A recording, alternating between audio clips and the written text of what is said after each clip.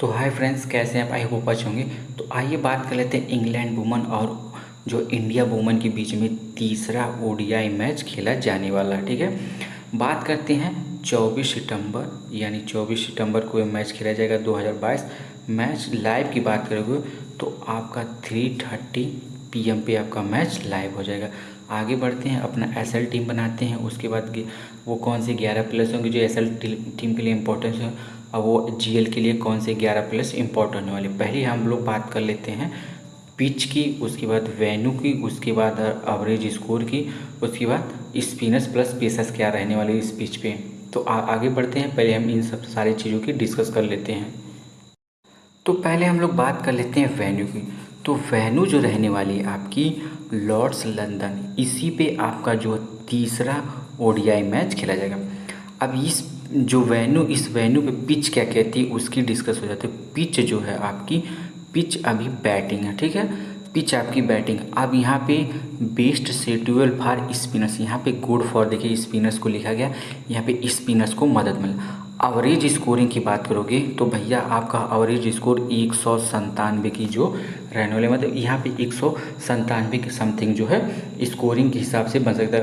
अगर बात करोगे स्कोरिंग पैटर्न क्या हो सकती है, तो मुझे लगता है कि 280 यहाँ पे आसानी से बन सकते हैं वुमन।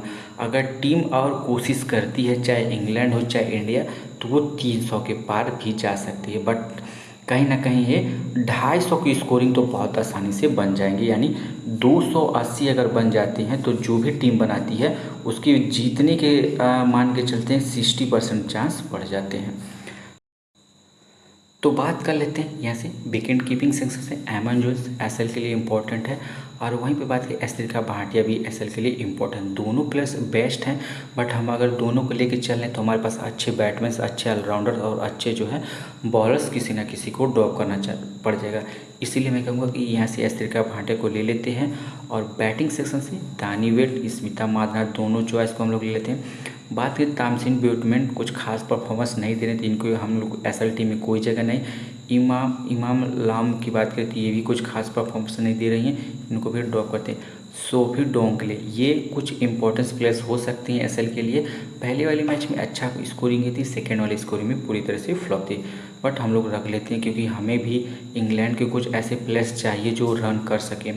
अब वहीं पे बात कर लेते हैं नीचे से, हार्दिक को रख लेते हैं क्योंकि भाई फर्स्ट मैच और सेकंड मैच में दोनों मैच में इनकी अच्छी खासी परफॉर्मेंस रही है, तो यहाँ से रह सकते हैं। सैफाली वर्मा ओपन कर रही हैं, कभी कभार इनको 2 ओवर की ओवर जो है इनको बॉलिंग भी मिल जाती है, बट कुछ खास परफॉर्मेंस ये नहीं दे पा रही हैं, तो इनको हम लोग अपने एसएल टीम में नहीं रख रहे हैं। बाकी हेमलता को आप लेना चाहते हो तो ले सकते हो। बात करते हैं ऑलराउंडर सेक्शन से, तो हरमन कौर, दीप्ति शर्मा दोनों फर्स्ट चॉइस है मेरी। और बात करें स्नेहा राणा और डेविसन भी नहीं खेल रही हैं, तो वैसे अगर डेविसन को मौका मिलता तो अच्छी प्लेयर्स हैं, पहले वाली मैच में अच्छी खासी परफॉर्मेंस देखी गई थी। पूजा वस्त्रका को मैं कहूँगा कि जीएल में ट्राई कर सकते हैं, एसएल की उतनी बेस्ट टीम प्लेयर्स नहीं है। अलीसा कैप के लिए इंपॉर्टेंस प्लेयर्स हैं, बट ये भी इस टाइम कहोगे तो बॉलिंग तो नहीं कर रही हैं। लेकिन वहीं पर बात करें कैफ के, तो ये बॉलिंग तो कर रही हैं लेकिन बैटिंग कुछ खास परफॉर्मेंस नहीं दे पा रही, इनको बैटिंग का मौका नहीं मिला, तो उससे अच्छा अलीसा कैप को रख लेते हैं।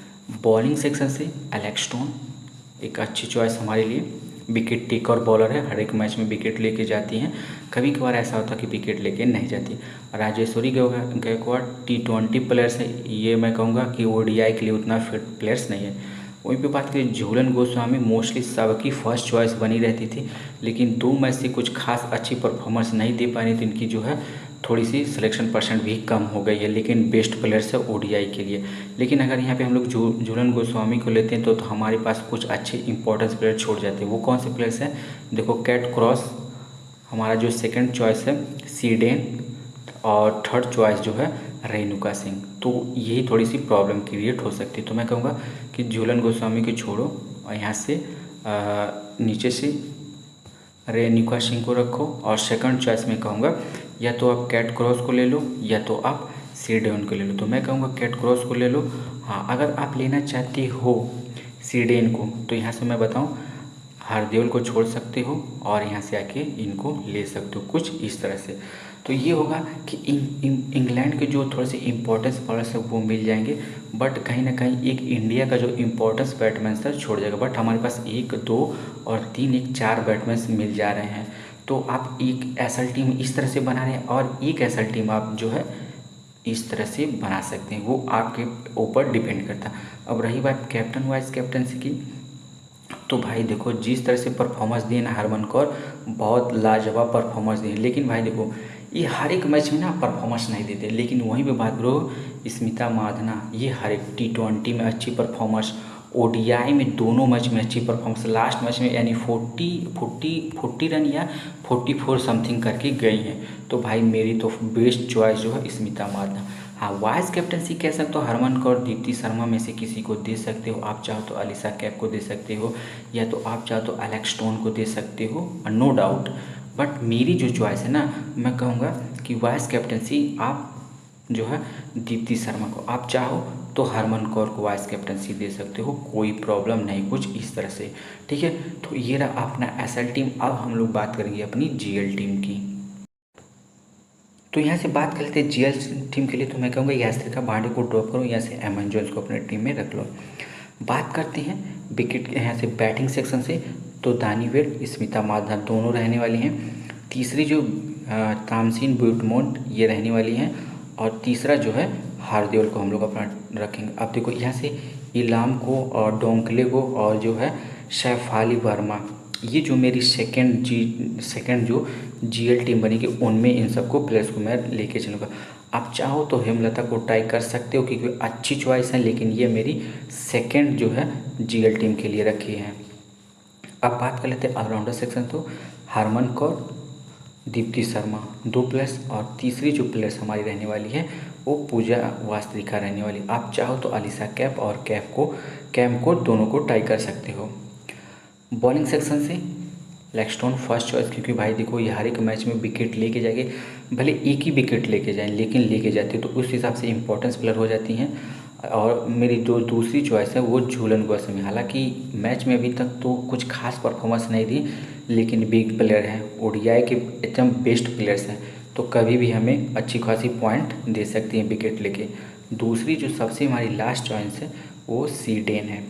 अब देखो बाकी जैसे आपका यहाँ रेणुका सिंह बच जा रही हैं, और इम्पोर्टेंट जो प्लेयर्स है आपकी कैट क्रॉस बच जा रही है, और यहाँ से गैकवाड बचे, ये सबको हम लोग अलग जीएल टीम में रखने वाले हैं। ठीक है,